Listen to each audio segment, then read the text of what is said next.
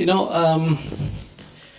our session today is on the year of faith, and therefore I thought it would be nice if we could take notes.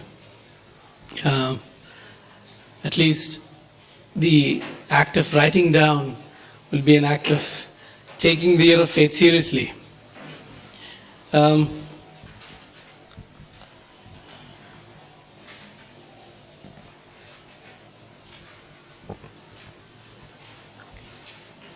Yeah?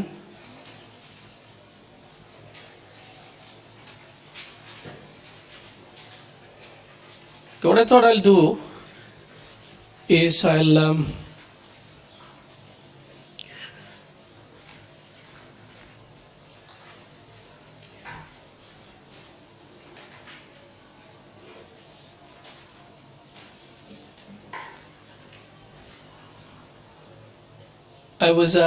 wanted to give you a few statistics of some of the stuff I've been reading. I read this on LifeSite News that it's in the United States of America. If you are a 13-year-old girl gets pregnant, she can get an abortion through her school without the parents ever even knowing about it. Okay? In fact, abortion giants like the multi-billion-dollar Planned Parenthood collaborate with schools as part of their business strategy to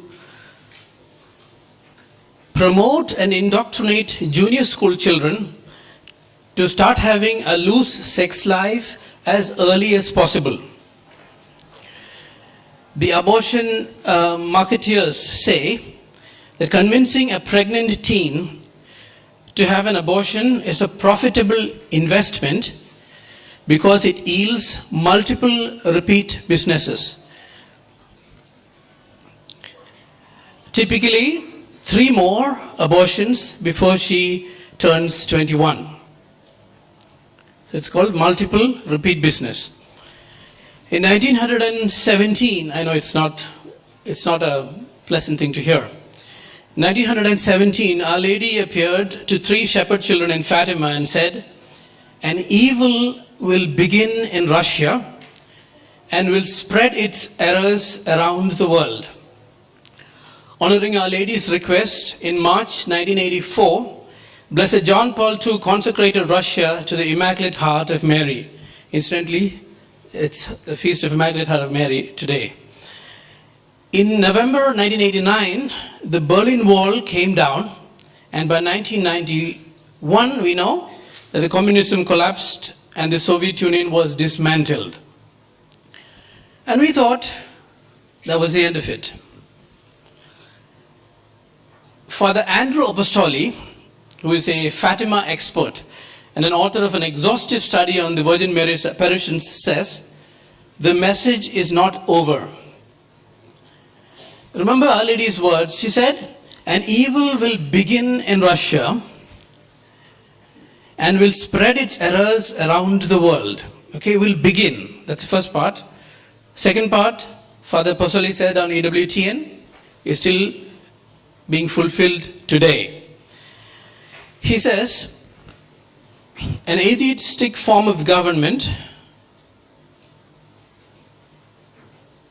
life, and society have come upon us now in the form of secularism. Virtually every historically Catholic country in Western Europe has embraced an attitude of hostility to religion, and attacks on life, the family, and religious freedom are escalating worldwide. Okay, the United States, he added, would never have accepted communism if it had that label on it.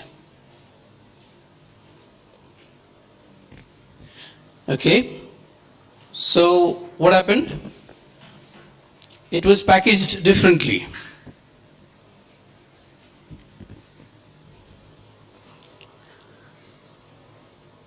Pope Benedict says, a wind has come over Western Europe, over North America, and has brought a darkness which prevents people from being able to tell right from wrong, truth from distortions. I'll show you a few news clips.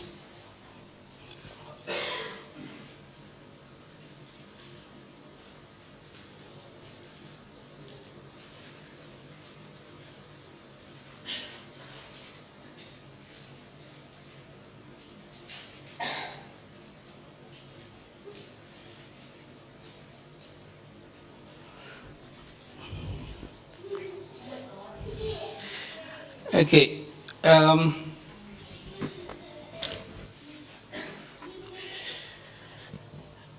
It is in this critical time in history when the world, in the words of Pope Benedict XVI, is going through a profound crisis that he declares the year of faith. Okay? So this is the context in which we have the year of faith now. Now, Pope Benedict, when he declared the year of faith, he brought out a document. Anyone knows the name of the document? It's called Porta Fidei. That means the door of faith. Okay, Porta Fidei means the door of faith. Now, if you see on top, it says Apostolic Letter Motu Proprio Data. Okay, Motu Proprio Data. Well, it doesn't mean the vital statistics of a fat person, but it's Latin for a particular kind of a very rare apostolic letter. It is actually, it just means that this apostolic letter, this encyclical, is promulgated, is given not in response to a request by someone or something or a situation, but to translate that phrase, by an interior prompting. That is what it means. By an interior prompting of the Spirit. So, at this profound crisis in the world, the Pope Benedict XVI gets an interior prompting and he launches the year of faith. So what we see today, what we live in right now, is not by chance that you're here. You and I are here during this time. Now, when did the year of faith start? Oopsie.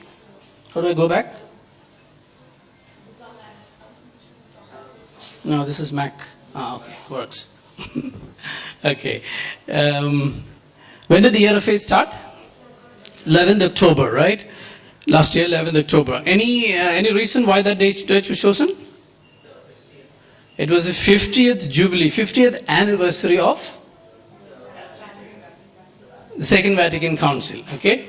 Now, so for us to know the importance of that link is very, very important. Okay? Now, what is Vatican Council? Was an ecumenical council. Okay? And Pope Benedict called it the great grace bestowed on the church in the 20th century. Okay. Now, why is Vatican II so important? It's because we had already identified the advent of this profound crisis of faith back in the late 60s when Vatican II was launched.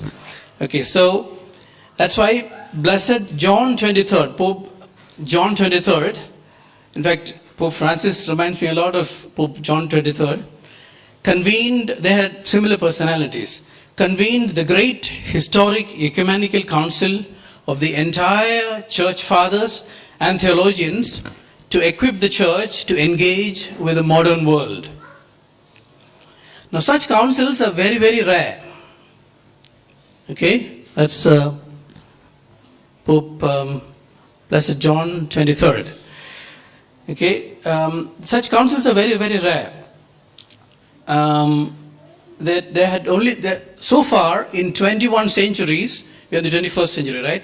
There have only been 21 councils.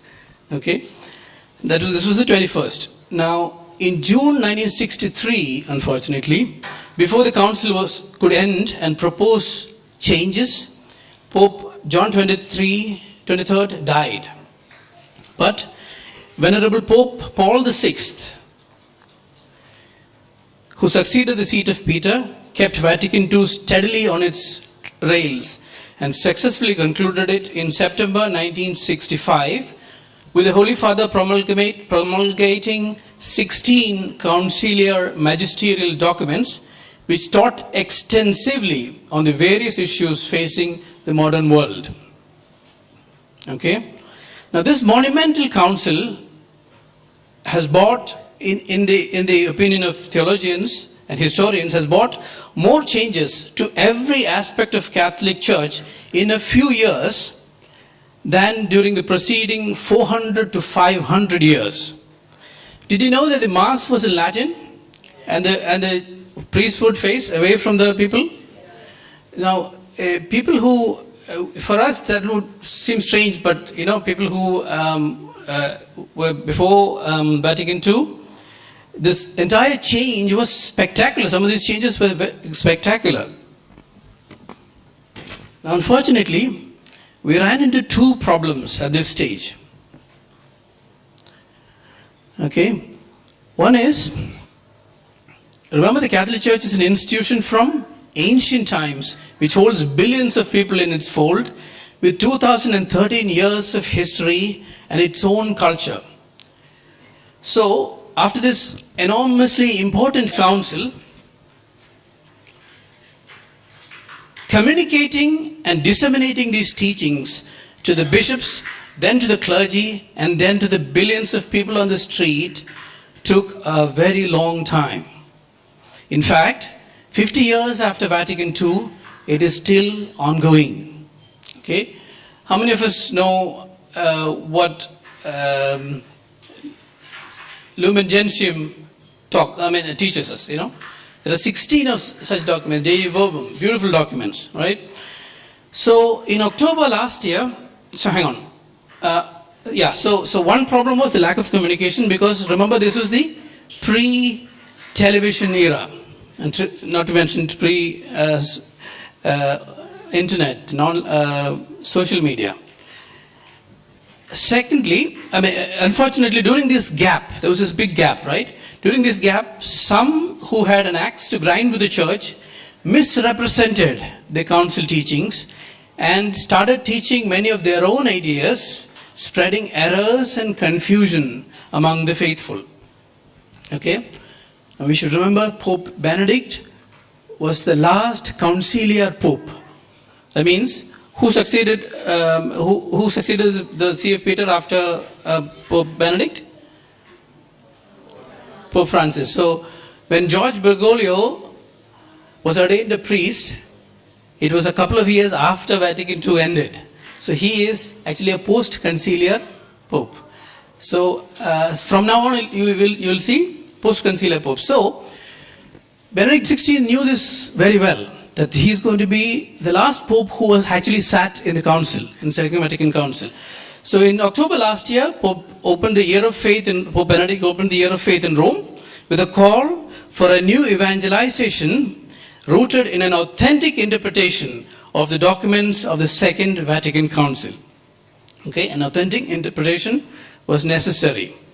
He said, we cannot accept, this is beautiful, okay, write this down. In the Gospel of Matthew, we talk about the salt of the earth and the light of the world, right?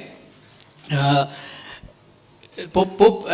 the scenario I painted at the beginning, the crisis, the profound crisis? In the backdrop of that, Pope Benedict says, we cannot accept that salt should become tasteless or the light be kept hidden. We need to rediscover the journey of faith so as to shed ever clearer light on the joy and renewed enthusiasm of the encounter with Christ. I'll read that again. We cannot accept that salt should become tasteless or light be kept hidden. Next sentence, we need to rediscover the journey of faith so as to shed ever clearer light on the joy